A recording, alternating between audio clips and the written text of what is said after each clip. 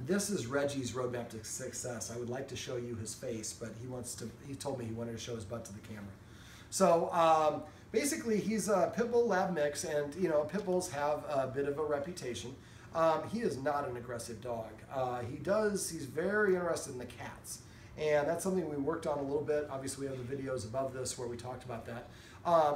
For him, I think a lot of it is just he doesn't have a lot of structure. He has more, his guardians, I should say, have more structure in his life than most of my clients, but there's definitely some more that we can do. So we went over some rules that we could start off with. One of the first rules I suggested is no furniture. And I usually say that for at least 30 days because it takes that long for their neural pathways to realign. After 30 days, there we go, sit, sit. After 30 days, or as long as the problem is still going on, sit. Yes, there we go, that's better. It's at least a down. As long as the problem's still going on, no furniture. Once the problem is abated, he can be with the cats, he's not pulling a leash or any of the other problems, then we can let him back on the furniture with an invitation and only for good behavior. Now, if he gets up, we're going to tell him off immediately. If he doesn't get off, we're going to grab him by the collar, pull him to the edge of the couch so he feels like he's going to fall off, but not all the way.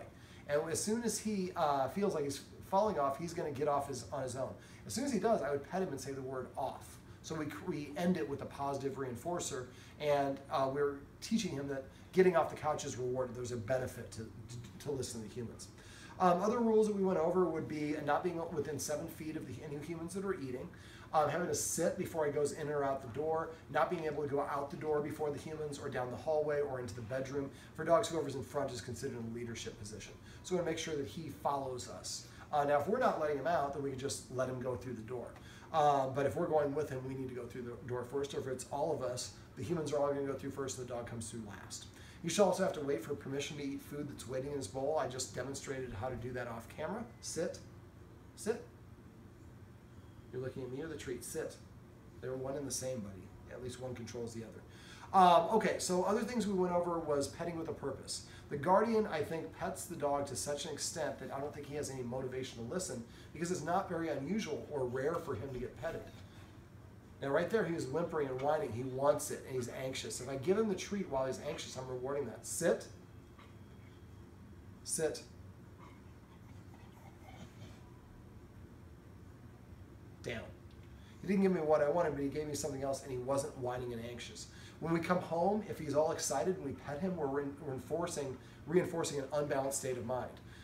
Even though it's happy, it's still unbalanced. So we don't want to pet him when he's excited or sad or angry or fearful, because anything he's doing when we pet him is what we're reinforcing. So if we come home from work and he's all wiggling and jumping, don't pet him. Just ignore him. As soon as he settles down, reach over for him. If he starts wiggling, then pull your arm back and continue walking about your business. Eventually, he'll learn the only way I'm going to get petted is if I'm sitting and calm next to the humans. Speaking of interacting with the humans, I want the humans to get into a habit of not walking around him and walking through him. He needs to learn to defer and get out of the human's way as opposed to the humans walking around him. I also want the humans to start following through. If we tell him to sit and he doesn't sit and walks away, we're going to get up and follow him. We're not going to do it aggressively. We're not going to do it angrily. We're not going to say sit, sit, sit. We're just going to follow him. If he eventually goes behind a door, down. Then we're going to close the door behind us, and eventually when he runs out of space and we bark out the order, sit! And as soon as he sits, we turn and walk away. We're not going to reward at that point because we had to go make it happen, but he needs to understand that when the humans ask me to do something, it's not optional. They're going to follow through, and they're going to get their way regardless. So I better give them what they want right away. I'd like the humans to start using passive training and petting him with a purpose. Petting with a purpose is simply if he nudges or scratches at us or invades our personal space or gives an indication he wants some attention, we're going to tell him to sit.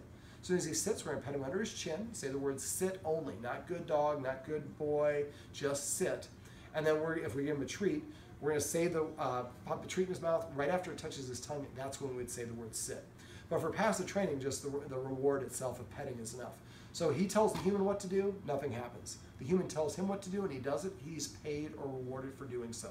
Even if the humans want to pet him for no reason, just because he looks cute and they want to pet him, still ask him to sit. If he's already sitting here, ask him to come and sit over here. If he's laying down, ask him to go up. You just have to do something to change his state or prepay for attention by coming and sitting in front of me saying, look, I'm sitting, asking for attention. Same thing with passive training. Every time he comes to us, we're going to pet him and say, come. Every time he lays down near us, we're going to pet him and say, down. Every time he sits, we're going to pet him and say, sit. If we want to teach him to grumble or whisper, every time he goes, we're going to pet him and say, whisper. Every time he speaks, we're going to pet him and say, or barks, we're going to pet him and say speak, or whatever the command word is. After we do that enough, passive training is slower, but it will train him. And what we're doing is we're rewarding desired actions and behaviors. Right now, the guardian is paying him for doing what he wants to do. We need him to start thinking about what the guardian wants. And that's the development of, or the shifting of the leader-follower dynamic, so the dog identifies the humans as the leader and him as a follower. Now, we went over the exercise with a kennel. I'd like the guardians to do that 4 times a day at least, if not more, for the next week to 2 weeks. Each time we should be able to get him to stay in the kennel a little bit longer and a little bit longer and be more and more comfortable in the kennel. Eventually, and also make sure you leave treats and bully sticks or new toys in the kennel with the door open. He's already, the guardian was marveling that he's already going back in there on his own, and usually they have to grab him and force him into the kennel. That will guarantee develop a negative association. So just getting the dog conditioned, going in there, let him see they have a treat, toss in the kennel. When he goes in there, we're going to say the word Maui for the kennel. Do the same sort of principle for the bed. Maybe we call this one Oahu. The other one we call Makalakawea, or some other Hawaiian name. I've never been there. So that way we can associate it. That's why passive training works, because we're associating the action with the reward with the command word. And after a while, the dog is more inclined to do that. Now, we went on a walk towards the end of the session. He was a strong puller. His guardian uses a halty, and I'm going to recommend she continues doing that because it gives him good control. But she may want to invite us back to do a session where we train him to heel and do some loose leash training so that he walks next to her without having to pull. If you pull a dog, you're going to activate their opposition reflex, and they're just going to pull against you. Now, he has also conditioned his humans by doing undesirable things, like jumping at the door. One of the guardians will immediately get up and go to the door every time he jumps. Anything your dog is doing when you pet it or interact with it is what you're rewarding. So essentially, the dog is training you that when I jump up on the door, you better come over and let me out of the door. So what we're going to have to do is go through some, to extinguish that behavior, we're going to have to stop reacting when he does this. So having him sit at the door is going to help with this. And the guardian, we kind of did this a little bit. Went to the door, told him to sit. If he didn't sit, we walked away. Waited for him to, if he's pounding the door, we have to wait. If we're watching TV, he's pounding the door, we keep on looking over there, well then he knows he's getting our attention. So even though it's driving us crazy, we have to ignore it. Just make sure it's latched so he can't reward himself for coming in. Once he settles down, you want about 3 seconds of him settle down before you get up and go over there. Go over there, open the door, block him with your legs, and tell him to sit. If he doesn't sit within 5 seconds, walk away. 1 minute. Next time you go try, if he doesn't sit, we walk away for 2 minutes, then for 4 minutes, then for 8 minutes. Keep on doing that until eventually he sits at the door to indicate that he wants to go out. Now, the guardian tried to train him how to ring a bell when they wanted to go potty, but they did it in some confusing ways. They hung the bell from the door, which is mistake number 1.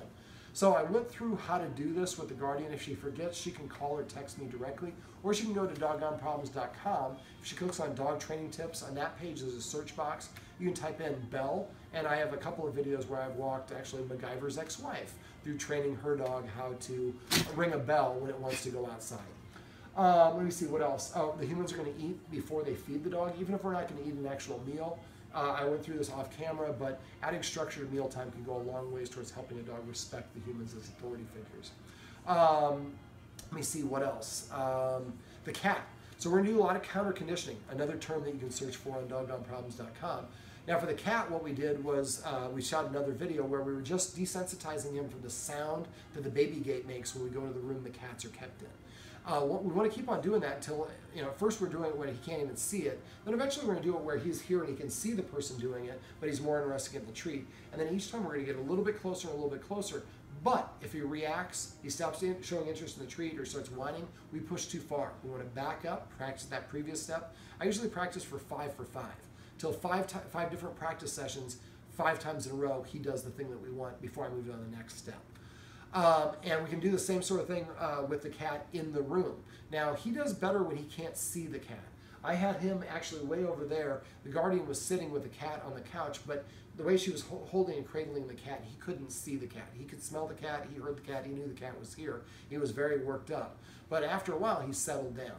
Now, you can set your dog up for success for this sort of exercise by taking them out and playing a long game of fetch, bring him back inside, letting him calm down and cool it out of his system. And when he's nice and has this energy, we've depleted his excess energy. He doesn't have as much fight in him.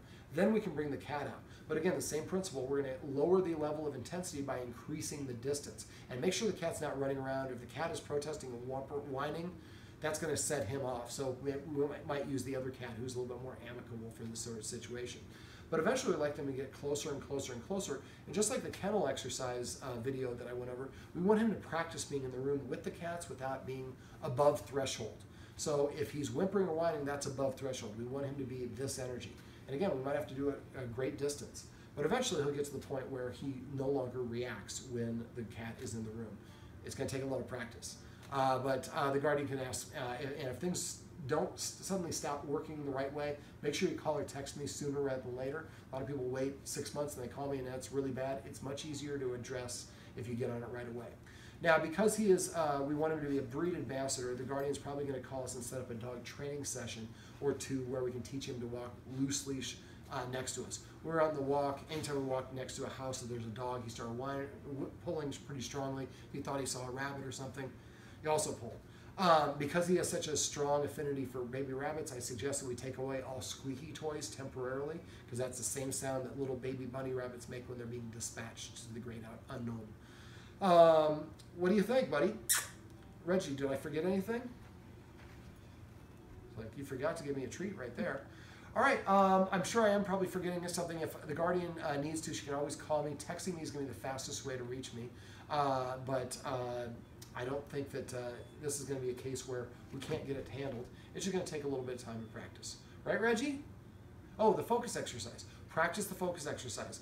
When you're doing the focus exercise, you want to have about 10 or 12 treats. I would try to have each guardian practice that at least twice a day and try to get the dog to sleep in between practice sessions. Dogs categorize what they learn. Now, at first, it's going to be 1 second, 1 second. Don't pause in the middle here. 1 second, 1 second. Once the treat goes in the dog's mouth, that's when we say focus. And then immediately transfer treats. Keep them on your knees. About your knees should be shoulder width apart. And then as soon as he looks up at you, it can be just an eye dart. He doesn't have to move his whole head, and it doesn't have to be eye contact. Just look anywhere here. First thing we do is raise it up so it's between my eyes and the dog's eyes, and then travel to the dog's mouth.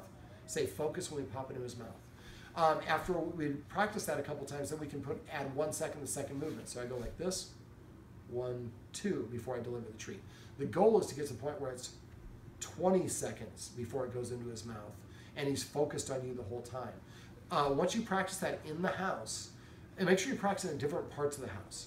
Do it and eventually do it in the cat room without the cats being there. So he gets used to being able to redirect his attention and look towards you. The cat room is going to be harder. So I make sure you're at 20 seconds here and in the basement and in your bedroom and other rooms. Then do it in the cat room. And you might have to go back to 1 second, 1 second, 1 second. And do it before he's been fed so he's a little bit more motivated. Oh, now you're going to come over here. And eventually you want to get to the point where you can, when you have 20 seconds, you say focus anywhere in the house and he stops and looks at you, absent of when the cats are. Practice it outside. At first practice on your deck, don't block the stairs so he can't go down, and go back to 1 second. And eventually work yourself up to 20 seconds, then go back in the yard and practice it there. The idea is to practice it under gradually increasing levels of intensity and distraction so that he can focus amongst distractions. And this is a great way, if he's focused on a bunny rabbit or something, you say focus and he has enough repetitions, he's going to look up at you, you hold the treat, and you're not going to stop at that point. You're just walking down the street going like this, and now you've redirected his attention away from you. The focus is a really easy exercise. It's a very powerful way to redirect your dog, but it takes a lot of practice inside before there's any stimulus or anything that he's going to be reactive to. Well, buddy, I think that's going to be it's going to be about do it for this roadmap to success. Remember, everything you do trains your dog. Only sometimes you mean it.